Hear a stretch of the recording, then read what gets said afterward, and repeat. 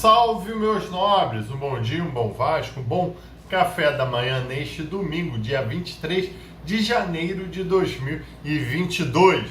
Você quer saber de notícias do judiciário, de ações judiciais do Vasco da Gama? Cola no Marca Vasco aqui, no Sérgio Marca, porque amanhã, dia 24, terá um julgamento muito importante para o futuro do Vasco da Gama. É envolvendo as eleições? Não, meus amigos, infelizmente, esses processos das eleições estão paradinhos, mas é sobre o pedido da concentração de um regime especial de execuções do Vasco da Gama que ele fez na Justiça Civil, no Tribunal de Justiça do Rio de Janeiro. E nessa segunda-feira terá julgamento. Venha comigo para você saber maiores detalhes logo após a vinheta.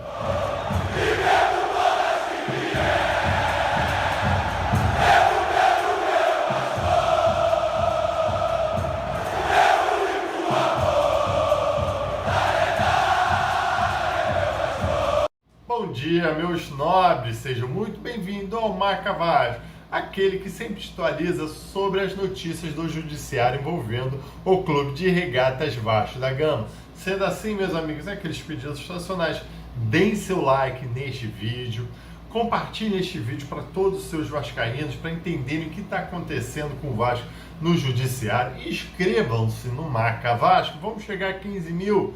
E também aperte o sininho para você sempre ser notificado dos vídeos do Marca Vasco. Mas vocês já sabem, 7 horas da manhã, curtindo o seu café da manhã e escutando o Sérgio Marca aqui sobre algum assunto do Vasco da Gama e os nossos comentários, as nossas opiniões sobre o Vasco da Gama. Bom, vamos lá, meus amigos. O Clube de Regatas Vasco da Gama, o gigante da Colima, fez 2 pedidos, um na Justiça Trabalhista e outro na Justiça Civil, de fazer um regime especial de execuções. O que é isso, galera? Resumindo, se você sabe que aqui no Marca Vasco, meu irmão, é aquela linguagem de torcedor para torcedor sem o juridiquês do cacete que enrola todo mundo. Mas vamos lá, o que o Vasco quis na Justiça Trabalhista, o que o Vasco quis na Justiça Civil? Ele reuniu todos os processos de execuções, aqueles que originam aquelas penhoras malditas que sufocam realmente qualquer empresa, ainda mais o Vasco da Gama com umas receitas tão deficitárias. Ele falou assim, olha, reúne toda essa galera que eu estou te informando aqui, que eu estou discutindo esses valores, vamos criar um plano de pagamento para essa galera, e essa galera aqui faz o concurso de credores, ou seja, vai ter ali prioridades de idade, prioridades de tipo de dívidas e outras prioridades, vai botando, elencando numa certa prioridade, o primeiro vai recebendo cascalho, o segundo vai recebendo cascalho e assim, por aí vai. Isso é benéfico porque o Vasco da Gama e qualquer outra instituição que possa estar usufruindo desse benefício, que a lei da SAF, né, da Sociedade Anônima Futebol, está concedendo às instituições desportivas de futebol, ou seja, elas vão poder fazer um planejamento tributário, fiscal ali de balanço, porque já sabe quanto mais ou menos vai ser destinado para esse plano de pagamentos e evita, como eu já falei, aquelas penhoras intermináveis que sempre acometem o Vasco da Gama e essas instituições que estão em dívida. E assim, os presidentes dos tribunais, tanto na trabalhista quanto na civil, concederam as liminares, as famosas liminares, decisões monocráticas, aquela que vendo realmente o fomos boniúris, que o direito do Vasco era bom, concedeu uma suspensão dessas execuções, ou seja, nenhum desses processos elencados do Vasco vai poder estar penhorando, executando o Vasco, e para até ele apresentar o plano de pagamento. E amanhã, na segunda-feira, vai ter o julgamento desse plano. Só que não é só um julgamento para saber se ele é eficaz ou não. Um dos credores do Vasco da Gama, que aqui eu não vou nem citar o nome para não criar alvoroço, entrou com agravo interno, ou seja, com recurso contra a decisão, falando, não, essa decisão é sacana. Essa decisão é torpe, essa teratológica, porque quantas vezes, esses os argumentos deste credor do Vasco da Gama, quantos planos de pagamento o Vasco já não fez e o Vasco já não paga, e agora você está me forçando a esperar mais tempo sem poder fazer nada contra o Vasco para reaver o meu dinheirinho tão suado. E principal principal argumento que ele cita, que na verdade o Vasco não merece esse privilégio da reunião das execuções. E isso é um ponto muito importante para essa diretoria conseguir consolidar esse plano de pagamento. Mas esse credor fala, não, você não merece Vasco da Gama porque você não vai constituir uma SAF.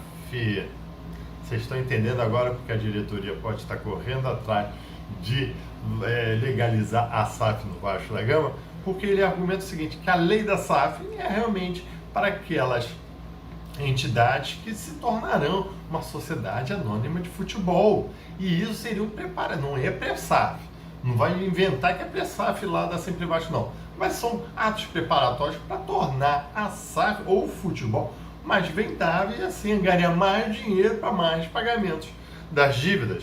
E assim esse credor falou. E eu sabe que eu não sei se é pior, não sei se é melhor. Vão deixando seus comentários aí. O Ministério Público entrou com uma petição neste processo, alegando que concorda com esse agravo interno, que se o Vasco quer esse benefício, ele tem que se tornar uma sociedade anônima de futebol.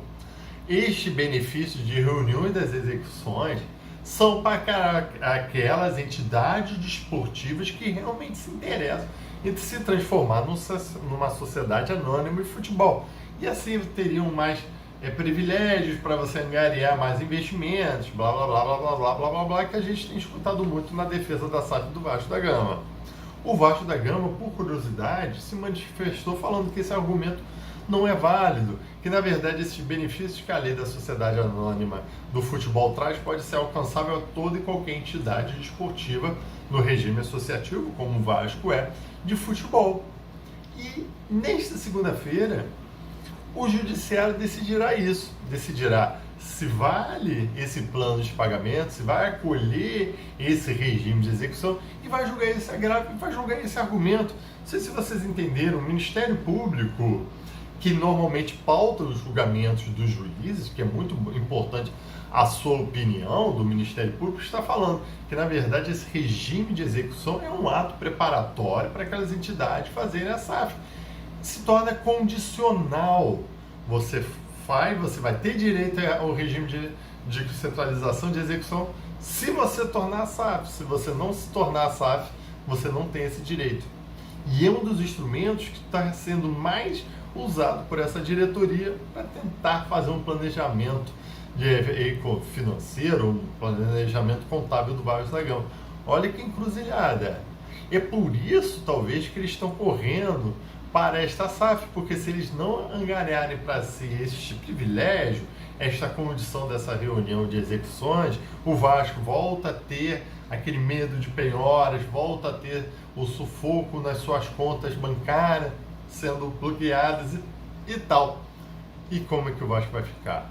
É por isso que é muito importante este julgamento de segunda-feira, entendeu? Bem, meus amigos, agora vocês vão entendendo um pouco os passos. Mas tem outro ponto que eu acho muito importante aqui, eu estou me preparando para pegar o caderninho, e sendo assim, eu já peço o like de vocês neste canal. Se esta informação do julgamento foi importante, compartilhe com os seus amigos, pelo menos compartilhe com os seus amigos, que na segunda-feira terá um julgamento muito importante. O Vasco da Gama também, nessa reunião de centralização, deu um valor. Ele computou todos os processos que estão em fase de execução, ou seja, o juiz, a justiça já falou, Vasco, você deve. Vasco, você deve este valor X, atualizado ali pelos índices do tribunal, Selic, então vai depender do processo, mas Vasco, você deve este valor. O Vasco pegou estes processos e falou, olha, eu quero reunir esses processos. E deu um valor de 71.608.723,29 centavos. Isto na Justiça Civil. Vou repetir para vocês o valor que o Vasco fala na Justiça, que deve na Justiça Civil, com processos já transitados julgados, com processos já determinados que o Vasco deve. R$ 71.608.723,29. O Vasco já fez um primeiro depósito, como vocês se lembram, para o plano de pagamento. o Vasco, ou a entidade, a SAF, ou a instituição, tem que depositar 20% da sua receita bruta para ir pagando esse concurso de credores.